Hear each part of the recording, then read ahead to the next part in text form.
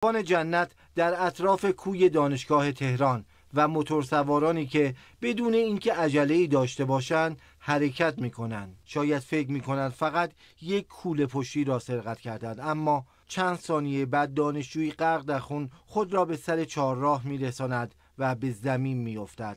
وی امیر حسین خالقی 19 ساله اهل یکی از روستاهای استان خراسان جنوبی و دانشجوی رشته مدیریت کسب و کار دانشگاه تهران است که لحظاتی بعد به دلیل خونریزی ناشی از اصابت 2 ضربه چاقو فوت می کند. این دوربین تصویر رو ضبط کرده. بله. درسته؟ بله. شب ساعت 8:30 تعطیل کردیم رفتیم. اینجا کوچه خلوت میشه، هیچ دوربین و هیچ محافظ و مأموری هم نداره این منطقه. چندین بارم اعلام کردیم، هم به سرکرانتری گفتیم، هم استشهادنامه پر کردیم تو محل، با مهر دانشگاه بردیم، هیچ کاری نکردن. گفتیم ما خفتگیر اینجا است، زورگیر است، دوست است. دم این نیمکت دومی بنده خدا رو خفت میکنن، میزننش، بعد موتوریه میره، این بنده خدا دنبالش میدوه، هول میکنه، میاد تا اینجا دیگه میخوره زمین. یعنی از اون فاصله اومد. بله. اینجا رد میشه میره. چراغ داره. چراغ روشن نمیشه، تا اون سومی روشن نمیشه. شب که میشه کاملا یه محیطی میشه که خیلی امنیت نداره. مخصوصا این حاشیه حالت بوستان ماننده، چند تا صندلی هم گذاشتن میان میشینن. از اینجا که شما میرید اونجا هیچ مشخص نیست کی نشسته و کی ننشسته. دیروز دانشجویان در تجمعاتی که در کوی دانشگاه داشتند به نبود امنیت اعتراض کردند. وزیر علوم به حکم رئیس جمهور مسئول پیگیری خواهد بود. من پناهگاه همه دانشجویان باید باشم و هستم تا آخر ماجرا.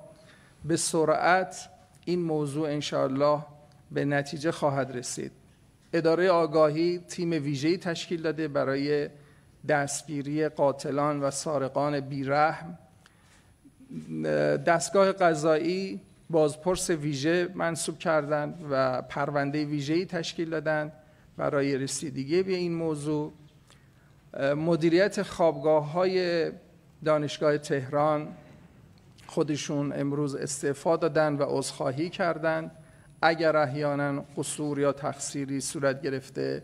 گرچه باید مطلع باشید که دانشگاه تهران چند سال هست که مکاتبه میکنه با کلانتری مرتبط و مربوطه و الان مکاتباتش پیش من هست. آخرین مکاتبه مال حدود 2 ماه قبل هست. با کلانتری مکاتبه کرده برای تامین امنیت، با شهرداری مکاتبه کرده برای تامین روشنایی.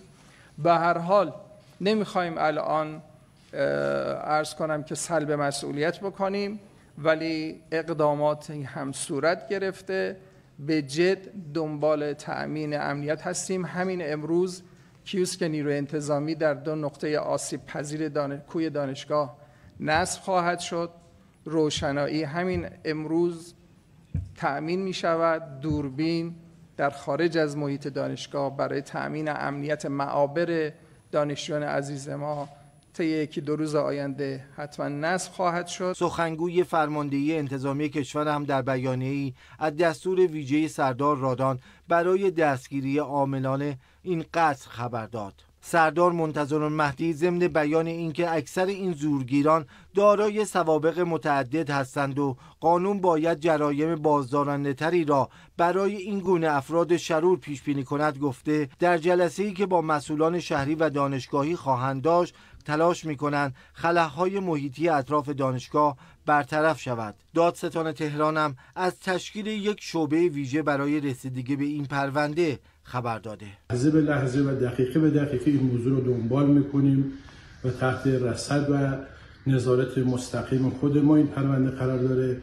و جلسات متعدد و مختلفی با عزیزانمون در حوزه انتظامی تدارک دادیم، برقرار کردیم و نظارت لازم در این حوزه داره صورت میگیره و انشالله سعی میکنیم در اسرع وقت مرتکب این بزه رو دستگیر کنیم و به سزای اعمالش برسیم. قطعاً برخورد دستگاه قضایی و انتظامی قاطعانه، سریع و مطابق قانون و در اسرع وقت می باشه. علی حمزه‌ای، خبرگزاری صدا و سیما.